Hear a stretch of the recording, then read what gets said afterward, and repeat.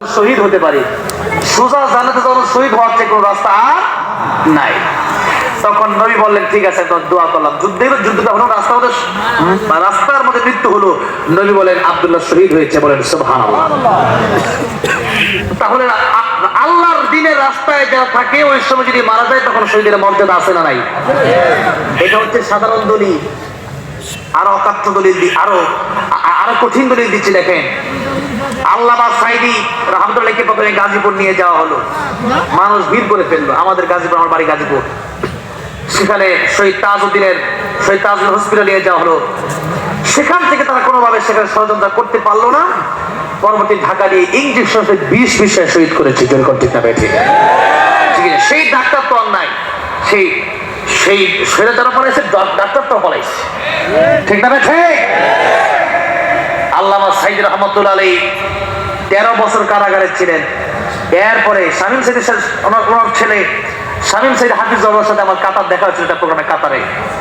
উনি আমাকে বলেছিলেন যে আমার বাবাকে কত যে লোক আলোচনা দেখানো হয়েছিল। আমার বাবা একবার যদি বলতেন যে আমি জামাত ইসলাম ছেড়ে দিলাম, আমার ক্ষমতা অভাব ছিল, আমার টাকার অভাব ছিল না, এই দেশে আমার কি অভাব ছিল। কিন্তু 13 বছর কারাগারে ভালো একটা খাটও ছিল না, ভালো একটা কম্বল ছিল না। এত কষ্ট করে কোরআন তাফসীরের ময়দানের পাখি তিনি কষ্ট করলেন। এরপরে চিন্তা করলো আর রাখা যাবে না, কারণ কবে জানি ক্ষমতা চলে যায়। কথাটা বোঝেন নাই? ক্ষমতা চলেই গেল 1 বছর পরে। আজকে মানুষ আফসোস করে আল্লামা সাঈদীকে একবার দেখতে পারতাম। এই সময় আল্লামা সাঈদী বেঁচে থাকলে গণজোয়ার কেমন হতো। আল্লাহু আকবার। আমি এই জন্য লিখেছিলাম আল্লামা সাঈদীকে নিয়ে বলবো। আল্লামা সাঈদী তুমি মরণে শহীদ হয়েছ, তুমি তাই জানি। ঠিক না? ঠিক। কারাগারে কাটালে 13টি বছর, বাতিল কেটেছে তোমায় দেখে প্রথম। কারাগারে কাটালে 13টি বছর, বাতিল কেটেছে তোমায় দেখে প্রথম। তুমি যে ছিলে মোদের নয়ন মনি, শহীদ হয়েছ তুমি এটাই জানি। শহীদ হয়েছ তুমি এটাই জানি।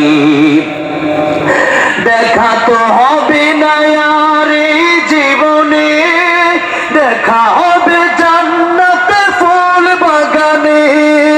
দেখা তো হবে না আর এই জীবনে, দেখা হবে জান্নাতের ফুল বাগানে। এই আশা কবুল করো আল্লাহ তুমি। এই আশা কবুল করো আল্লাহ তুমি। শহীদ হয়েছ তুমি এটাই জানি।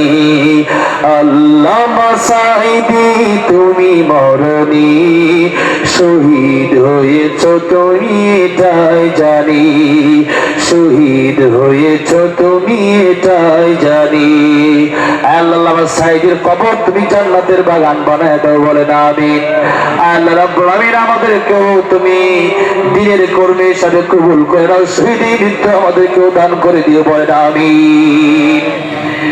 অনেকে দোয়া চেয়েছেন, বাবা নাই মা নাই, তাদের জন্য